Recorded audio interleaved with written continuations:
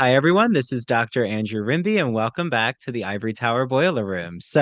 This is one of my favorite times where I meet with a gay and lesbian review contributing writer, in this case, a very prolific writer. So, I need to give him his accolades. I'm with Felice Picano, who is the author of more than 30 books of poetry, fiction, memoirs, nonfiction, and plays.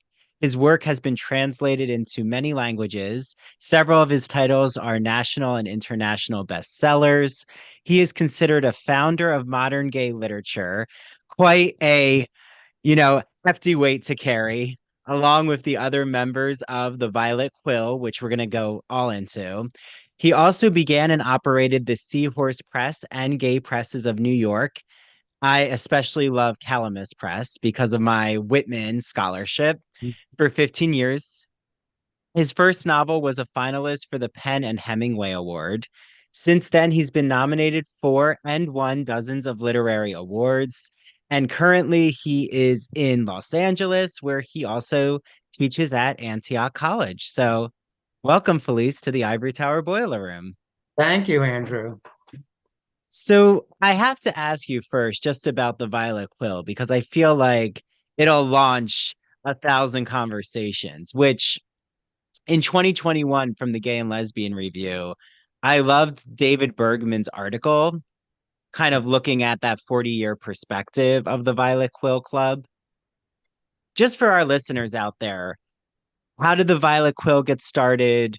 What was its premise when you first joined? And, bringing us into this literary society of sorts. Okay, so it was 1978, and there were seven of us, and we were all friends, lovers, or boyfriends, Mm. right? Andrew Holleran knew Robert Farrell and Michael Rumley, who were longtime lovers, and he knew them from the Iowa Writers Workshop. I knew Edmund White socially, and Chris Cox, who was his boyfriend at the time, socially. And about a year and a half before that, I started dating George Whitmore. So we were all connected up like that. And we were really just looking for other gay writers to discuss what gay writing, what gay literary fiction would be, could be, and how we would go about doing it. And we needed someone to share, to listen to what we were writing, because nobody around us, and Edmund had a whole bunch of fancy literary friends, and they said, gay writing, that must be pornography. And so really nobody took it seriously. So we wanted to read our new and evolving work to each other. And that was the main focus of the group. Well, and you, Seven of us would read, we would meet once every couple of weeks, and all seven of us would read something and discuss it. and you had just come out with one of your best-selling books, right? As had Andrew Holleran, from what I remember. I mean, Andrew Holleran had Dancer from the Dance. And then what novel had you just come out with, Felice? The Lure, yeah, I'd come out with The Lure at that And what point. is the premise of the lore? Like, what's the narrative centered on? Well, what it's based on are a series of articles that were written in the Village Voice about serial gay murders in New York City in 1976, 1977. And the story had been dropped, but I had picked it up. And I was initially I was going to try to offer it to movie companies, and in fact, I did initially offer it to movie companies.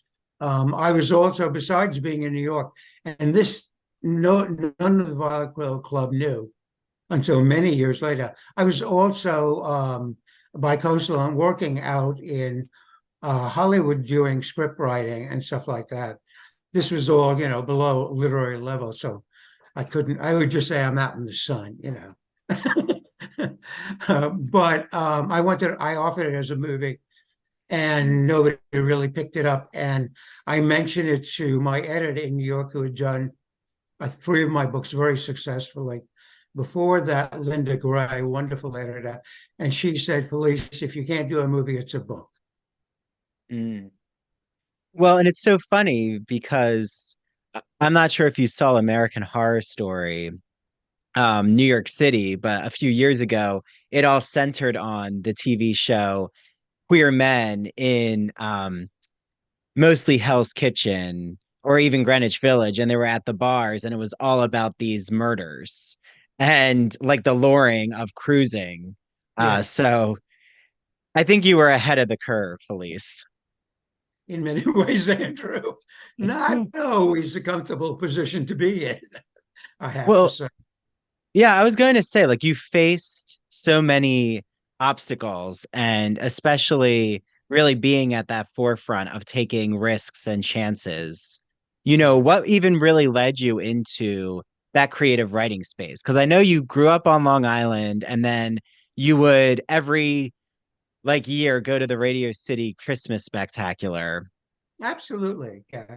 I ended up living in Manhattan when I was in college. I went to Queens College of the City of New York, New York University, City of University of New York, and most of the time that I was in college, I was living in Alphabet City with a roommate in a $55.40 apartment rental a month apartment, and but other people from Queens College moved into that area too.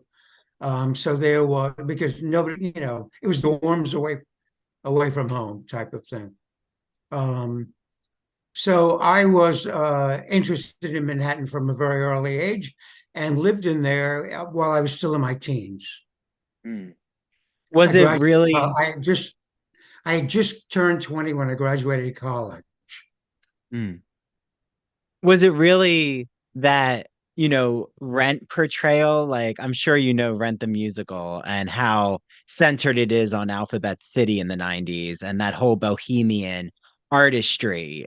Is that an accurate portrayal, or do you feel like they really fantasized elements? Well, I moved out in 1977. Mm. I moved out of Alphabet City because I was being robbed like every month. And it had turned in the 60s, the mid 60s and the late 60s. It was wonderful. By 1968, 69, it had become a drug paradise and it attracted exactly the wrong type of people.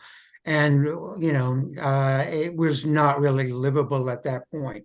I don't know what happened there in the 90s. By the 80s and 90s, there was a really great scene. And Calamus Press, for example, came out of that scene.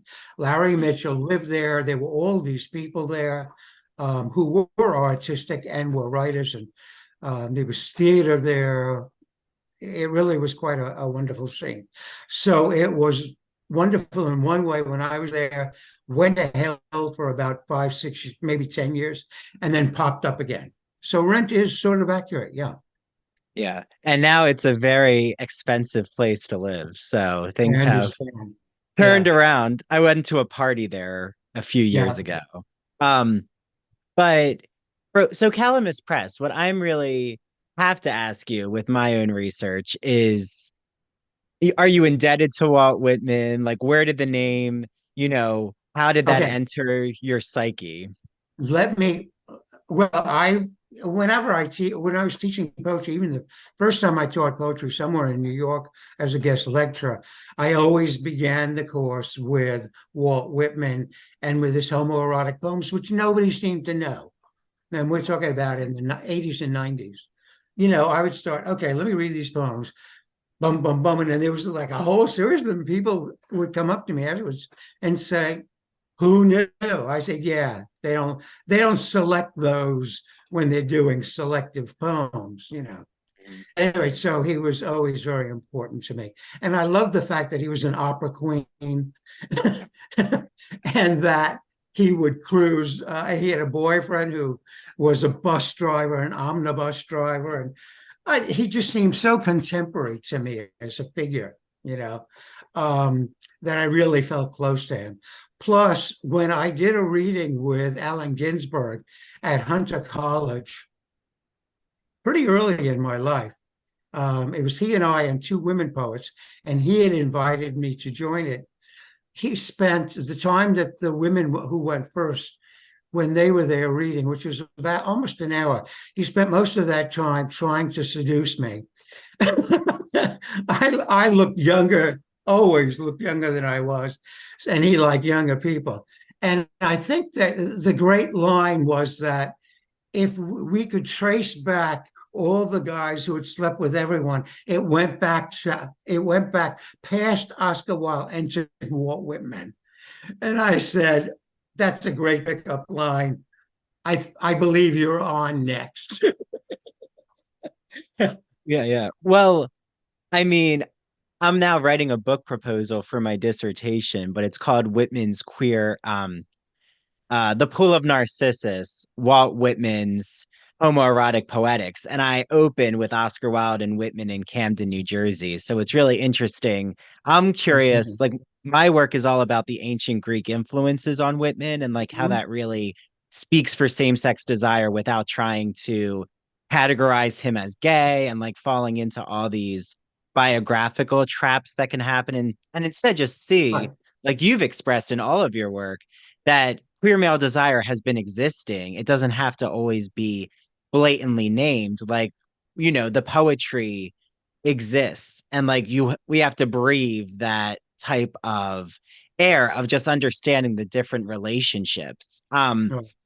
But I'm like so curious. Your whole life, it feels, still, of course, Felice ongoing, is like a who's who in the literary scene. And I mean, to think of you with Allen Ginsberg and his poem, A Supermarket in California, it's almost as if you were the grocery boy that speaker is eyeing. I mean, um, what was it Not like? quite. Not Not quite. quite. Okay.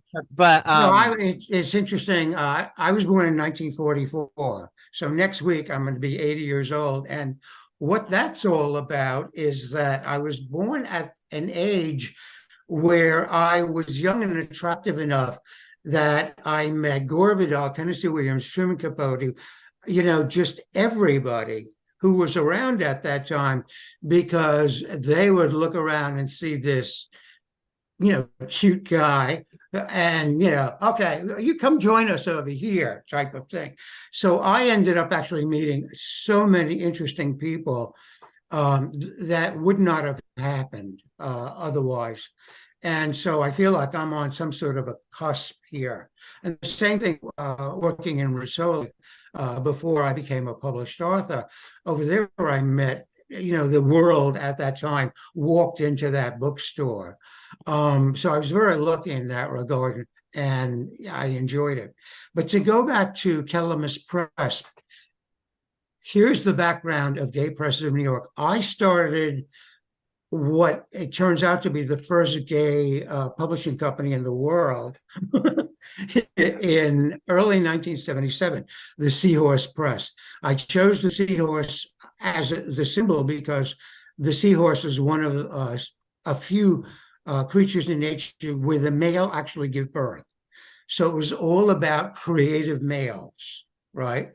And a couple of years later that year, a man named Larry Mitchell began a press called Calamus Press. So he's the founder of Calamus. A year and a half later, Terry Helbing, who was in gay theater, or what was developing as gay theater, started JH Press. And a year later, we met and began Gay Presses of New York. So the whole thing, I became the editorial director, but it took two of us to bring in a new book under this new imprint. And the first book that we brought in under the new imprint of Gay Presses of New York was an unfinished trilogy by this guy nobody knew called, and it was Torchstone Trilogy. So we were in the black from day two, essentially. And I ended up running the presses when both of my partners eventually failed in health. And so that's my connection to it. I was the general liaison for the presses while continuing to run my own company. But when Terry had an accident and went into a coma, I ended up running JH Press. And when Larry started going blind, I ended up running Calvinist Press, which, by the way, is back in some form, in that his book, The Faggots and Their Friends Between Revolutions, has been republished in exactly the same format as originally.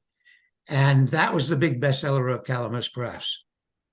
Wow, wow. Well, yeah, the unknown person Felice is talking about is Harvey Firestein, of course. Right.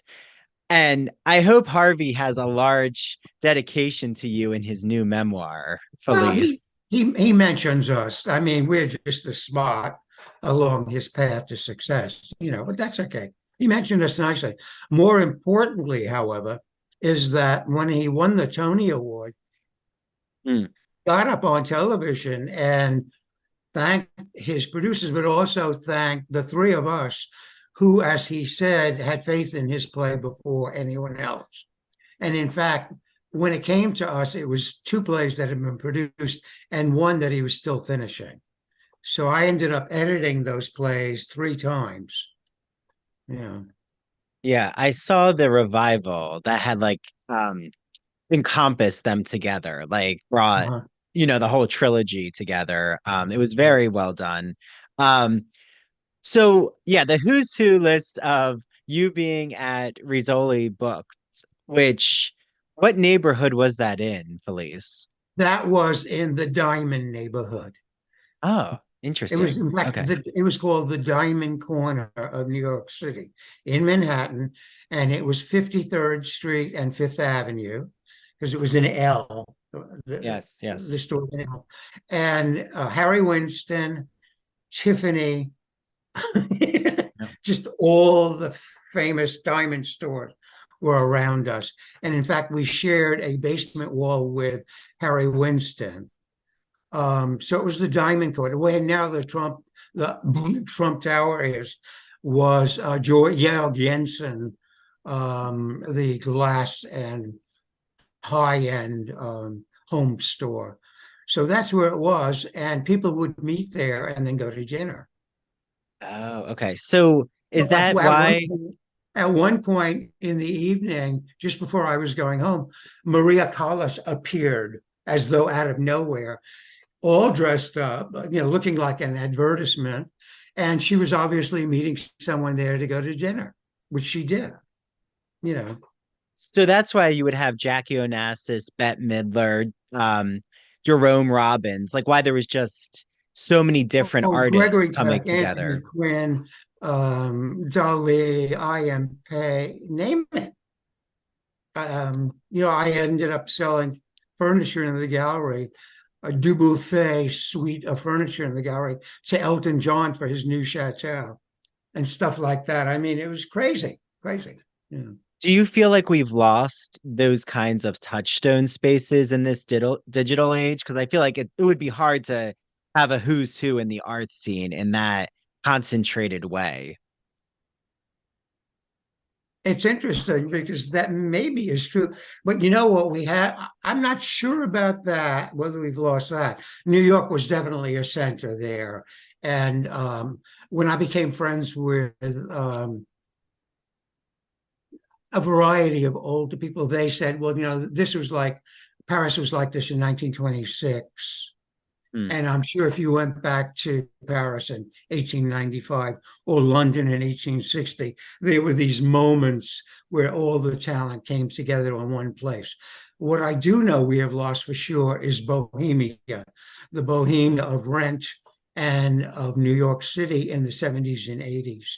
And that has gone. But there is a visual representation of much of it, which was done by a young photographer from Texas who was doing the first MFA in photography at the University of Texas at Austin.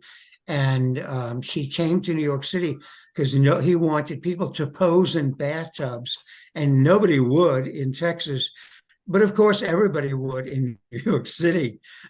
So So I got a call from one person and posed in the airport in the bathtub. I sent him off to Robert Mapplethorpe, who posed, who sent him off to Divine, to Cookie Mullet, to this one and that one and that one and that. And now there's a show of that ever since, that has gone around the world. When I was in Reykjavik in 2004, doing a travel piece, a travel cover for Iceland, which was just getting hot at that time. There were life-size photos of me in a bathtub and Divine in some art gallery there. And it keeps coming back, you know. Mm. So if you look at that, that was a Bohemia that could not be assembled all over again, and never again, I think. Yeah. Well, so what are some of the lessons or maybe things that surprised you from, being around your whole life? Just the arbiters of style or the cutting edge avant-garde scene? Like, what did you learn from just being in this proximity? I mean, did it just help influence and shape your own creative style? I don't know, I'm not sure about that at all. I'm not sure what you mentioned in your email about influencers, like influencers from W.H. Auden. Well, I have to tell you, I knew him socially. We became nice friends, not great friends, nice friends. I never talked to him about being a writer. He was not really interested in that. Um, so I knew him in a social basis. He didn't really influence me in any way. I didn't start reading him in any kind of depth until after he passed, frankly. Um, he had gotten two um, big jobs around the time that I met him, just a couple of years before he went back to Europe, which was pretty much a disaster for him, by the Mm, way. He hated being in England. He didn't, he had lived for 40 years on the Lower East Side on St. Mark's Place. He was used to young people. He was used to, being able to walk up to somebody and start talking to them. He was treated like some sort of a Buddha, as he said, once he got to Oxford. And it was just awful. He would on Saturday nights, he would go into town. He's just telling me this on the telephone. He would go into town looking for American tourists to talk to, literally, you know. It was sad. It was sad. But before that, he had gotten the New York Times, New Yorker had asked. They said that you're on retainer. Any poem you write, we'll publish. The New York Review of Books said any essay you write, will publish. And so Orland Fox, who was his amanuensis, would throw these dinner parties, and a whole bunch of us would go. And Auden would throw out some question or topic, and everybody would talk about it. And a month later, we'd see all of our opinions in these articles in New York Review of Books. He never read his poetry to us, mm, you know. yeah. And if anything, we talked a lot about music, geology. He was very interested in geology. I met the Stravinskys at his place, and we talked about that. So this was like, so my influences, I think, and I'm actually writing a big book of essays these days, called Dickens at the Beach and Other Essays. And it's about the 5 or 6 writers that had the most amount of influence on me, because I did a lot of reading in depth pretty quickly once I started reading. And Henry James, Thomas Mann, Balzac, they only read in Europe nowadays. And very early on, also Dickens. So these are my influences. Dickens taught me a lot. Henry James taught me. Thomas Mann taught me. They all taught me as a writer what to do. And I didn't realize that until 40 years later. Mm, yeah. Capote, on the other hand, I read as his books were coming out, and I'm sure he had some sort of influence. I really do consider him a major writer. Somebody reviewing one of my books compared me to him, and I sent them flowers. That's That's how much incredible. of his writing, you know. Well, and it's so interesting because I loved your November, December article about you were reviewing a fictional piece of Truman Capote, a novel that had come out, but like, Stephen Greco's wonderful novel, Such Good Friends, which I recommend. Yeah.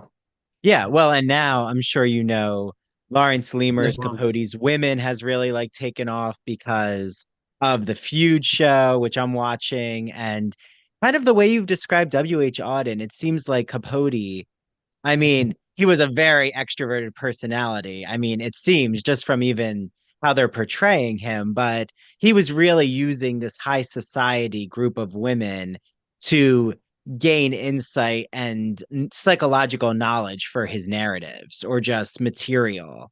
hmm Like, I would um, agree with that. Yeah.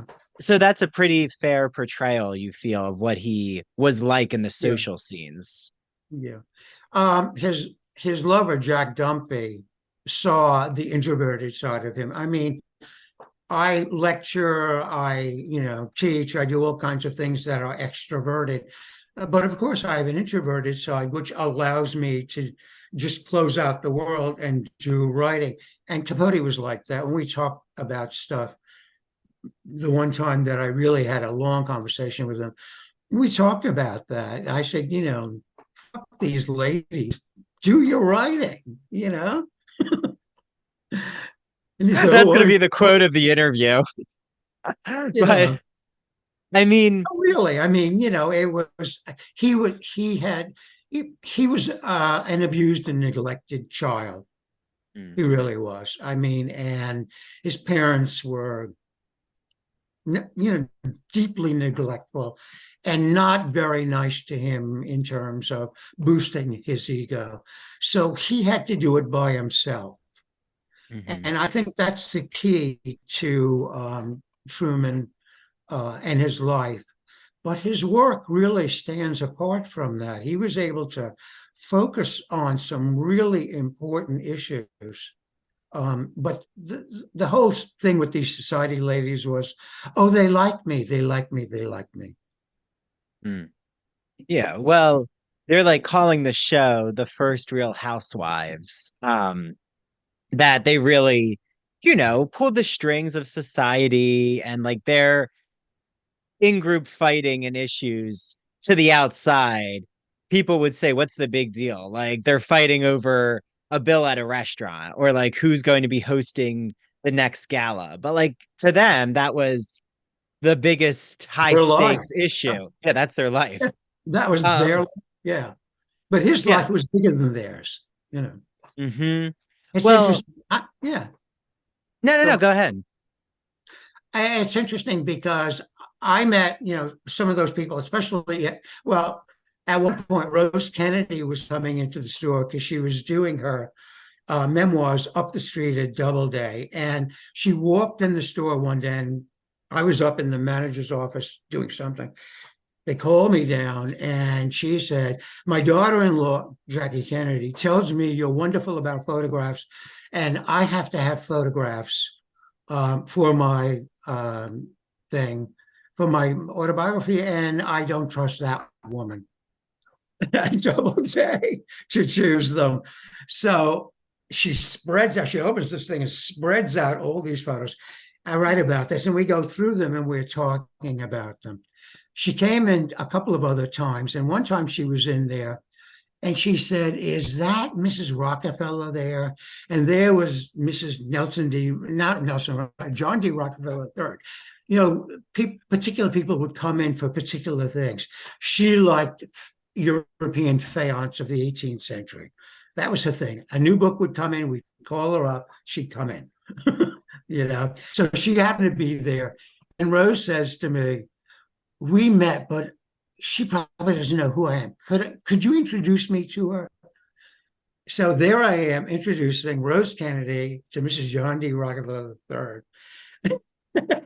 And I invite them up to the art gallery where we have, coffee set up there. So They go up there and they have coffee. Who who does this happen to, this type of stuff, you know?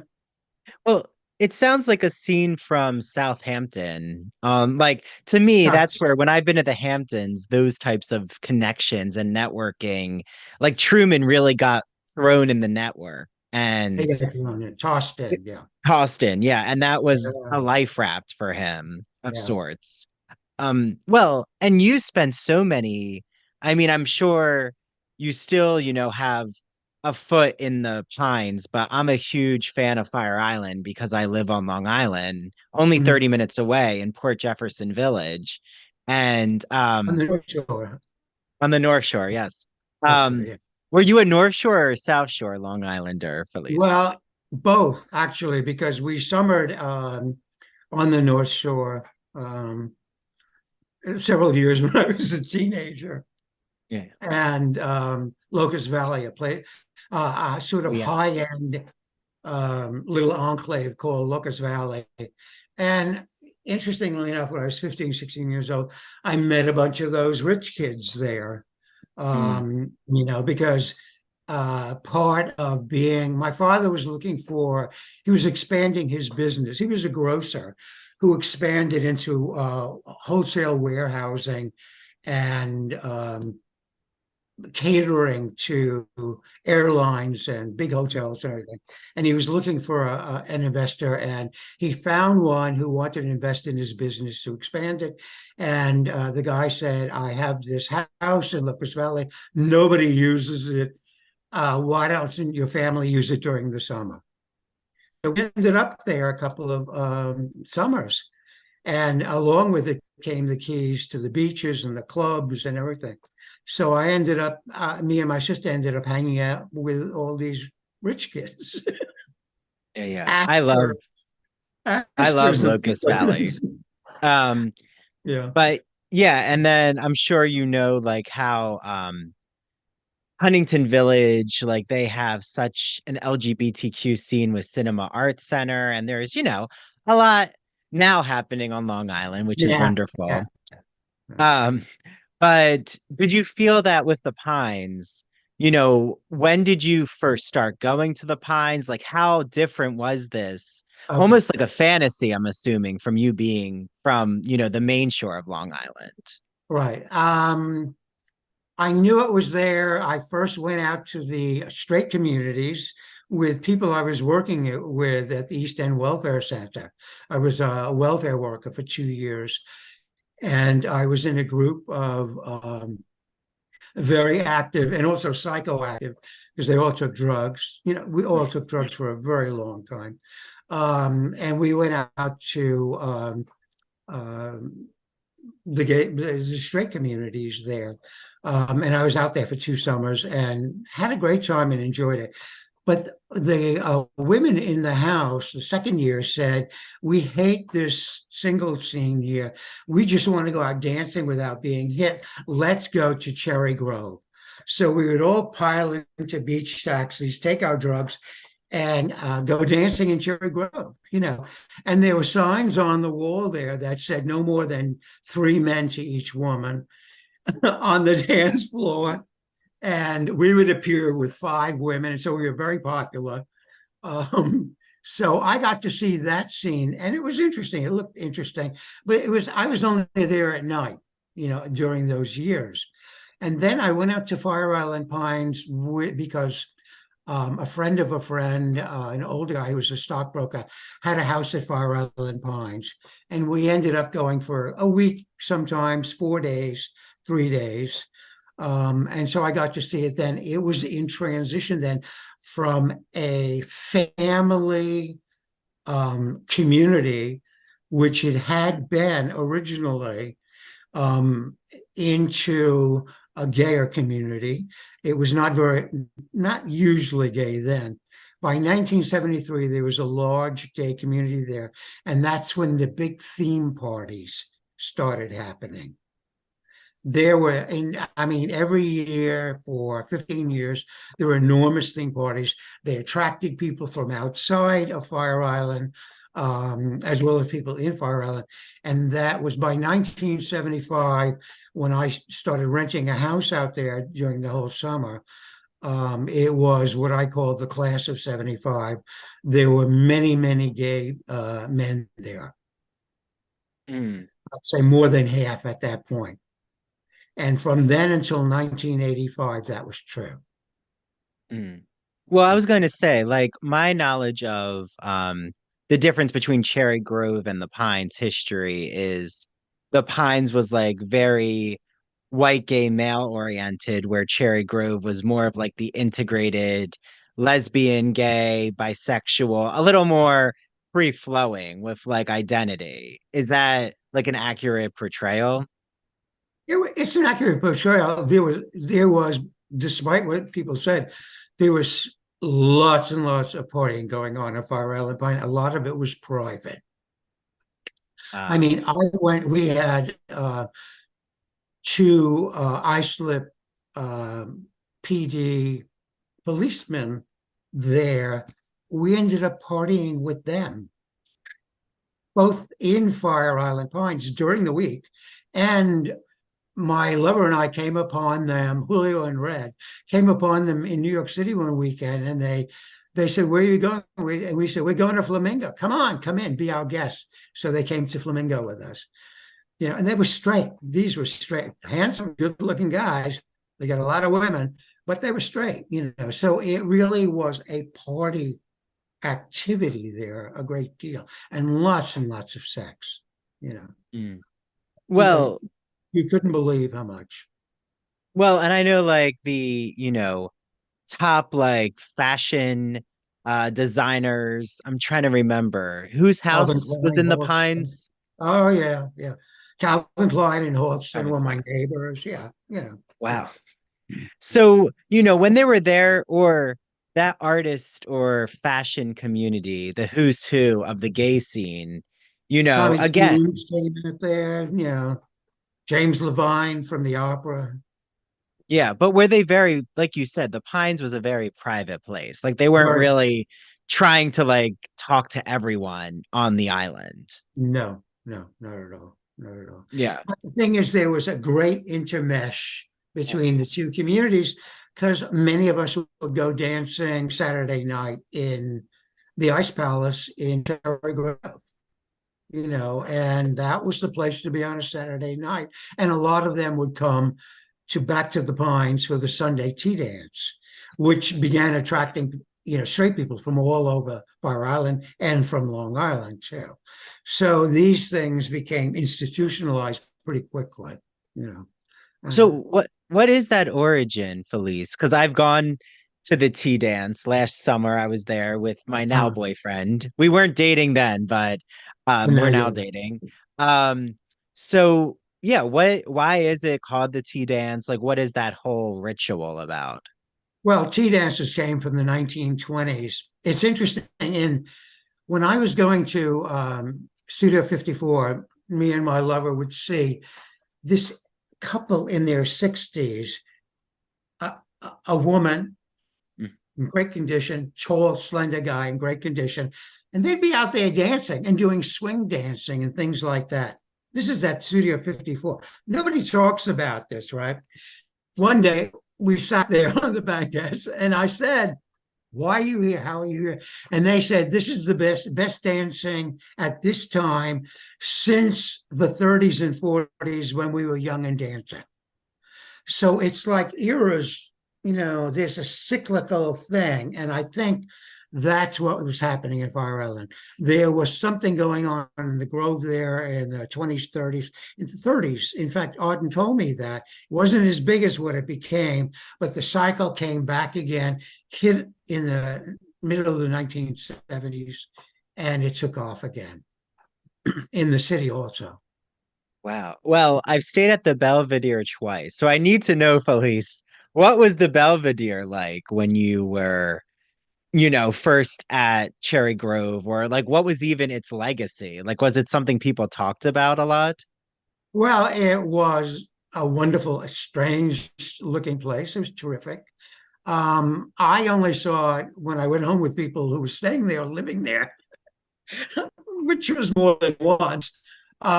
It was supposedly built, during that first hot period of the cherry grove, Mhm. and I'm not sure there was a legend about it, but I don't really remember the legend. You'll probably know that better than I. You know, Yeah. uh, Well, I know they were trying to the owner.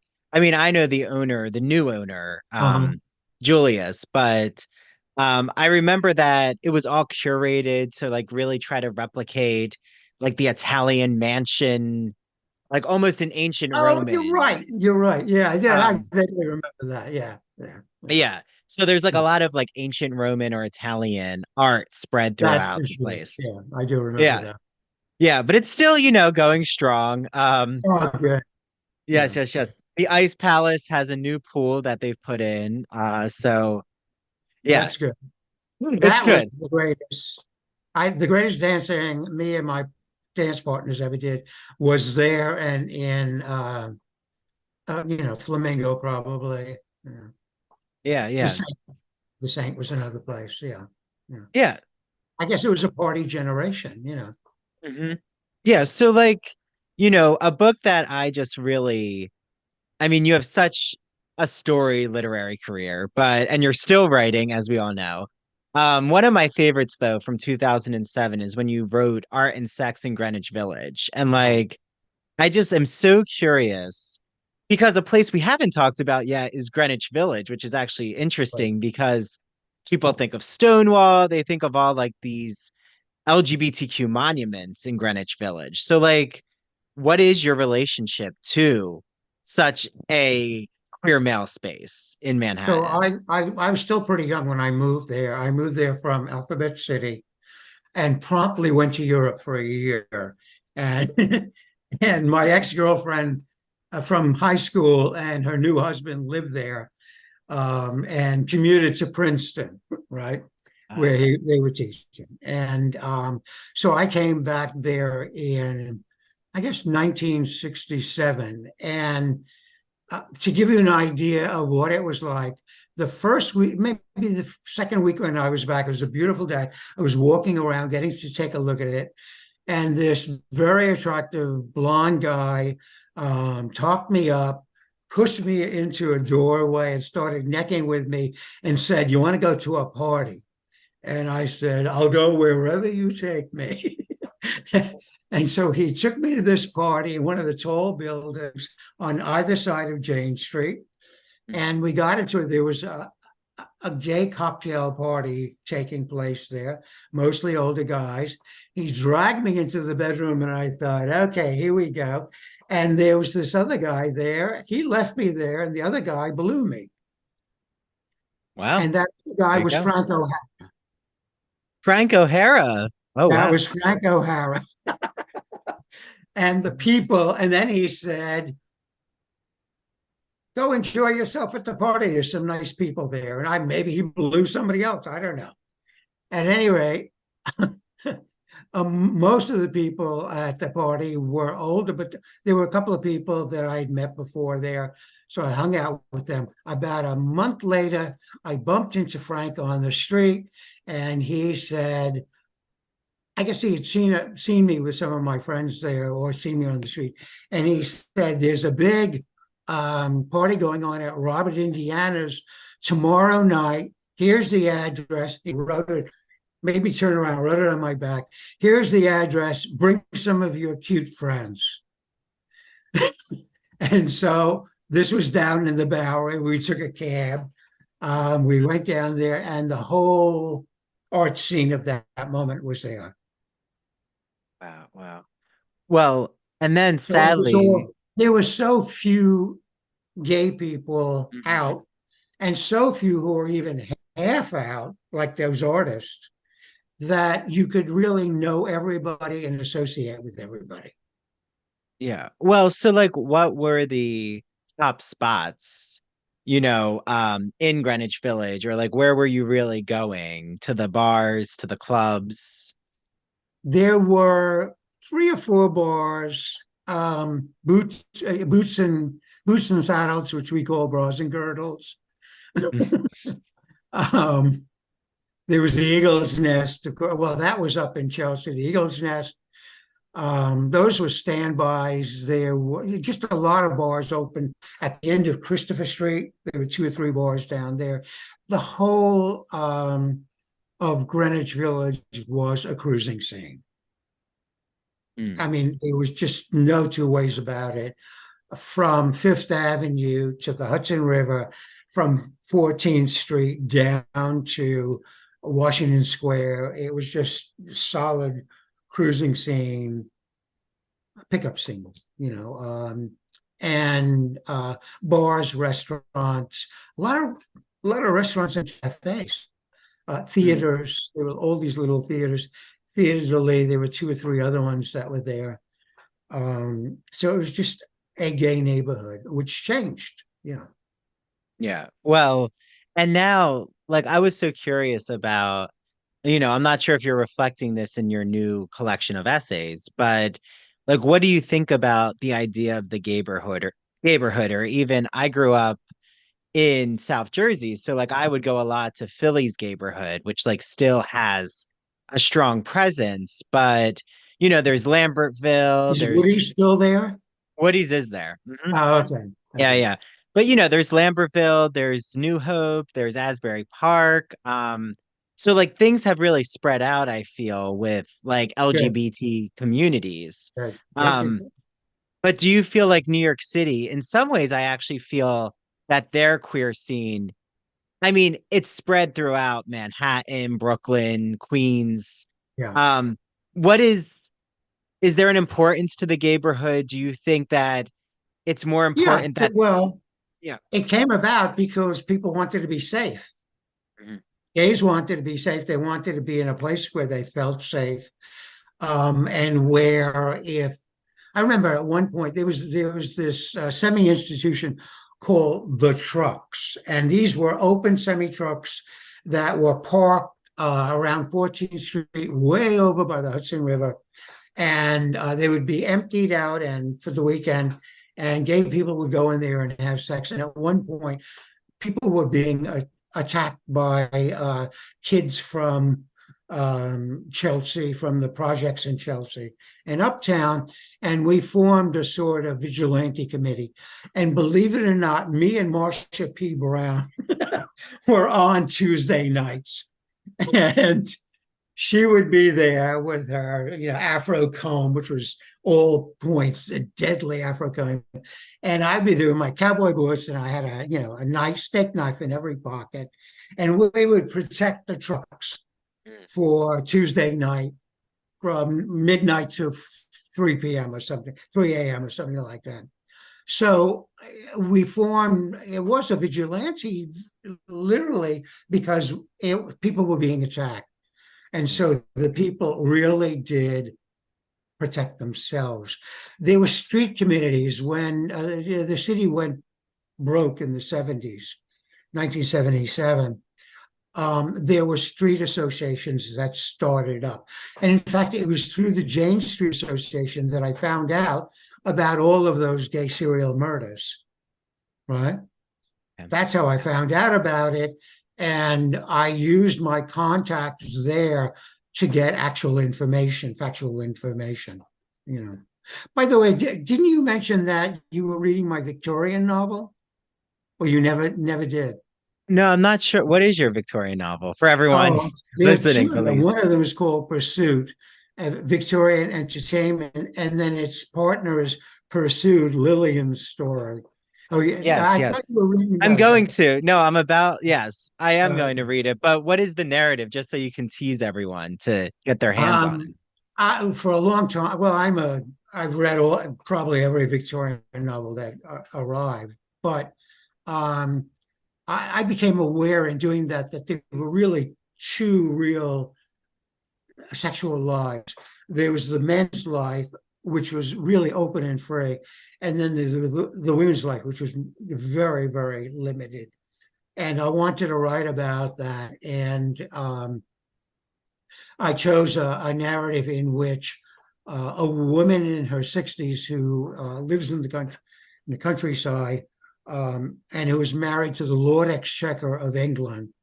who resides in London, of course, vanishes one evening, and he sets one of his young men and to become detective and find out what happened to her, and that is Pursuit, and that is the story of this young man who goes in search of her, and he ends up. So we follow his life while he's doing that, and at the end of that, he does connect with her.